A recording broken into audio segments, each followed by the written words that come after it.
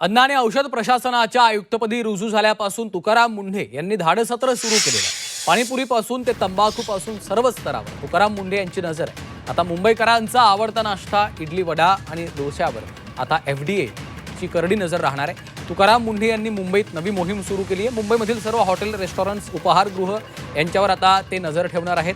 या नियमांची अंमलबजावणी होते की नाही याचा तपास देखील केला जाणार आहे. मुंबईच्या रस्त्यांवर इडली आणि वडे मोठ्या संख्येने विकले जातात. मात्र हे पदार्थ मोठ्या प्रमाणात धारावीत तयार केले जातात. अनेकदा हे अन्न तयार करण्यासाठी नियम पाळणारी आस्थापना नसतात, तर घरातच हे पदार्थ तयार होतात. त्यामुळे आता यांच्यावर देखील FDA ची नजर असणार आहे.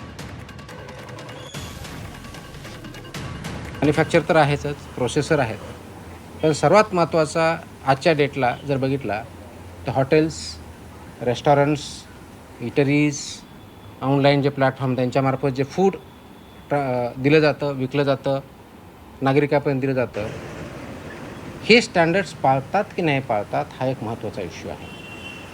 आणि याच्यासाठी खूप चांगल्या प्रकारचे रेग्युलेशन स्टँडर्ड्स हे फूड सेफ्टी अथॉरिटीने, गव्हर्नमेंट ऑफ इंडिया यांनी डिसाईड केलेले आहेत, वेळोवेळी डिक्लेअर केलेले आहे. त्याचं इम्प्लिमेंटेशन करणं हे अत्यंत गरजेचं आहे. असुरक्षित अन्न जर असेल, आरोग्यास हानिकारक जे ठरलेलं, तर मृत्यू झाला तर 7 वर्षापेक्षा कमी नाही व आजन्म कारावासापर्यंत एवढी सजा त्याच्यामध्ये आहे आणि 10 लाख रुपये दंड. हे अनसेफ फूड. आता अनसेफ फूडची डेफिनेशन मी आता थोडक्यात तुम्हाला सांगितली. अस्वच्छता आली तर अनसेफ फूड येऊ शकतं. दुसरं, गंभीर दुखापत झाली, इंजरी झाली तर 6 वर्षापर्यंत कारावास आणि 5 लाखापर्यंतचा दंड आहे.